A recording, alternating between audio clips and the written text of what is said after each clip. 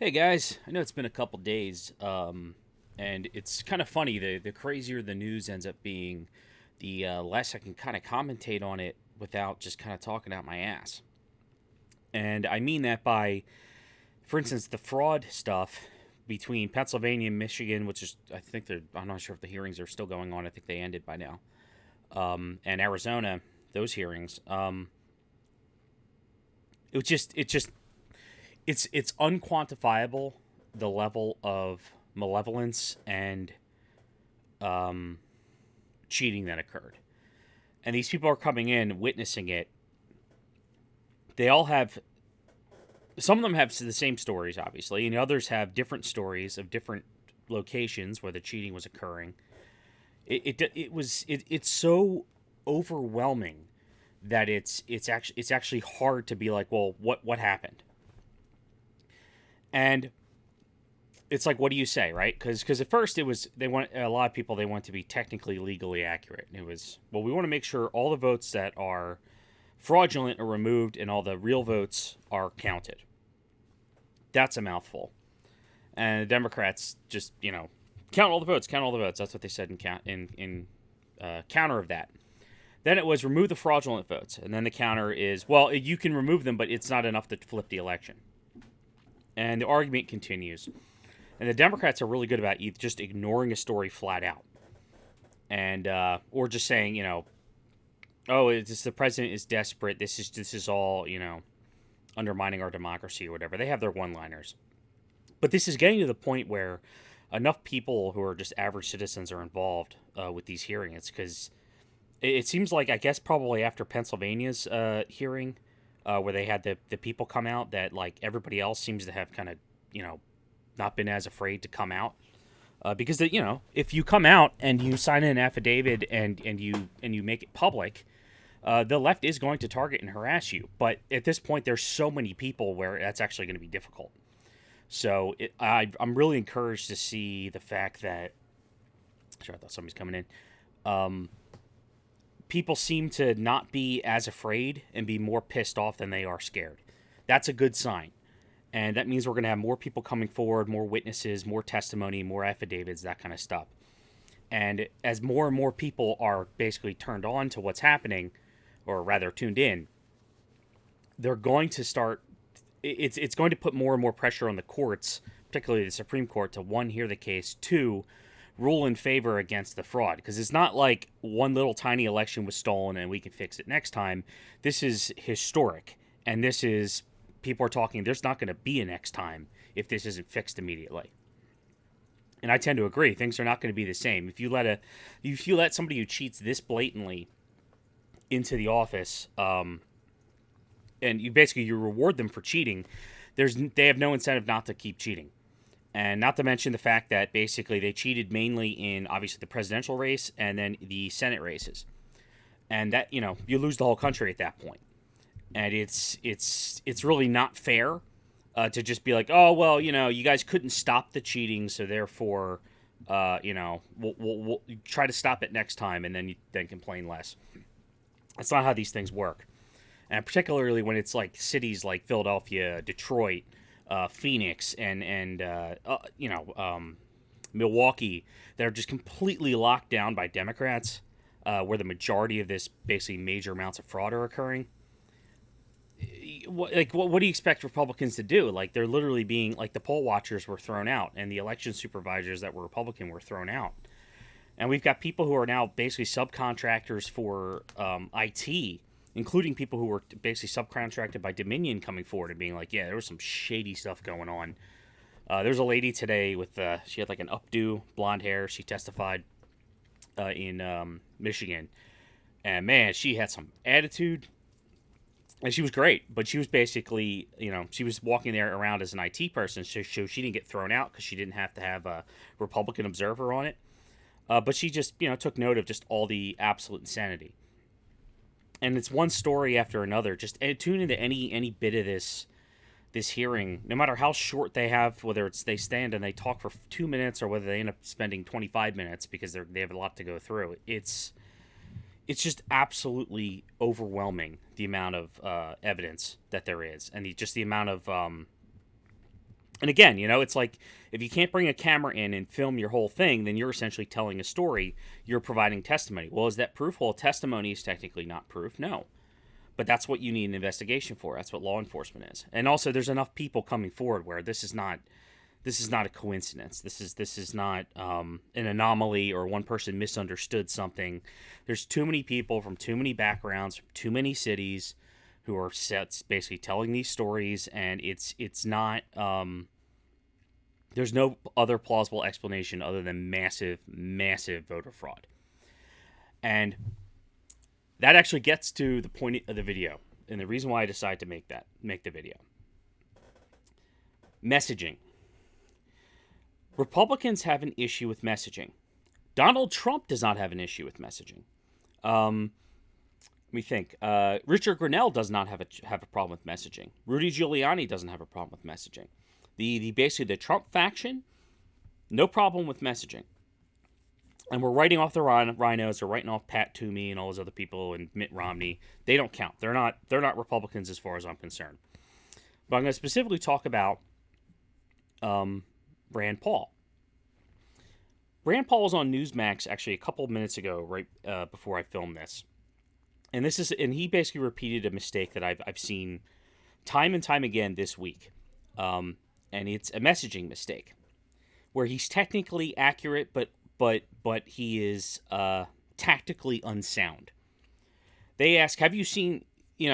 Basically the question is, "Have you seen proof of voter fraud?" No, I haven't seen that. Well, have you seen the evidence of voter fraud? No, but we need to look into it.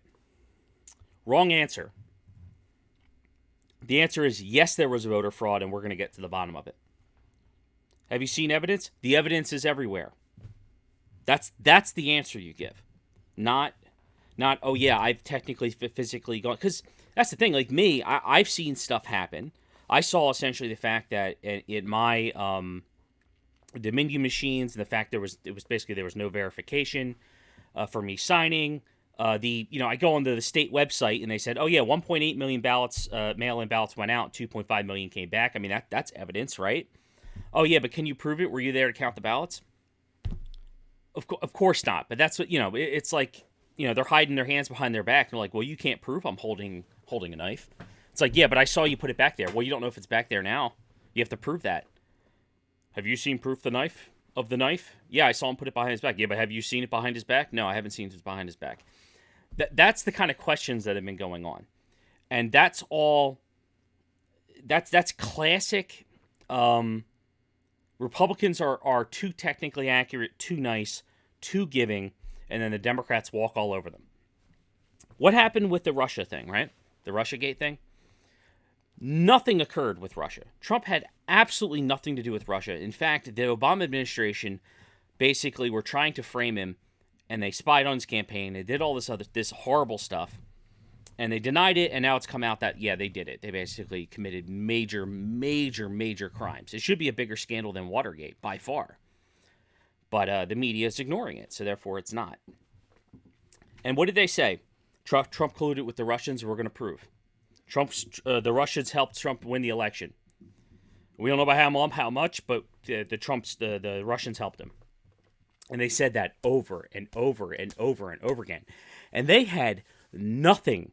They had zero evidence, absolutely nothing, other than essentially what they planted themselves. And they, for instance, like the dossier, they knew that was crap. And they would go on TV and they would say this over and over and over again. And then privately, in closed doors, when they were under oath, people like Adam Schiff would say, no, okay, there isn't anything.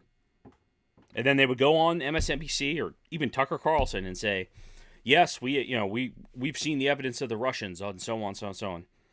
They were just lying. They weren't speculating. They weren't being, they weren't even being technically inaccurate, but in the spirit of being correct. No, they were just flat out lying. So, Republicans, when you're on TV and you're messaging, don't worry about being caught in a technical lie. Don't worry about it. Trump doesn't worry about it. Trump is a bull in a china shop. He says stuff that's true but not technically accurate, or technically accurate but not exactly the whole story. His whole deal is he sticks to whatever the narrative is. And the narrative right now needs to be in one voice from everybody who gives a shit. The election was fraudulent. The election was fraudulent. It was stolen. Donald Trump won fair and square. There's everything from voter fraud, from mail-in ballot fraud, to in-person fraud, to ID fraud, to Dominion with the electronic fraud. The whole thing is fraudulent. There's too many irregularities. We have to get to the bottom of it. That's the line. Not, well, I personally haven't seen anything. No, it doesn't matter what you have personally seen. What matters is the narrative and the message you're sending out, because they're going to beat you to death. Bill Barr, they asked him, they said, oh, have you seen any evidence of it? And he's like, well, no, I haven't seen the evidence yet. And then that turns into a headline. Bill Barr says the Justice Department didn't see any evidence. See, there's no evidence. I mean, they're setting him up, and he's got to be a little more careful because he's like an attorney, essentially. He's the attorney general. So he's got to be a little more careful with his words. But Rand, the people who are coming out onto the news shows and the people who are actually getting our message out there, you don't have to be careful. You're not under oath. Say it as it is. You know Joe cheated. You know the Democrats are crooked, and that's what you need the American people to walk away with. That they're crooked, you know it, and you're going to do something about it. That is the message. Not the technical accuracies, not the other BS, not the we'll give them the benefit of the doubt. No. You think they give the Republicans the benefit of the doubt? You think they'd give you the benefit of the doubt? There was a scandal. If you were accused of something that you didn't do, you think they gave Brett Kavanaugh the benefit of the doubt when he was accused, despite having no evidence? No, of course not. Now, I'm not saying we stoop to that level and just start making shit up. No, absolutely not. But we have to get on board with how to message these damn things, because we are going to lose if Rand's out there saying, oh, he hasn't personally seen the evidence, but he wants to fight. That's it. It doesn't matter what the rest of you said, because they're going to say, well, the senator hasn't seen evidence. That's the setup. So my video here is just, guys, get on board. Get on board with your messaging. You're going to get crushed otherwise. And, the media is not your friend.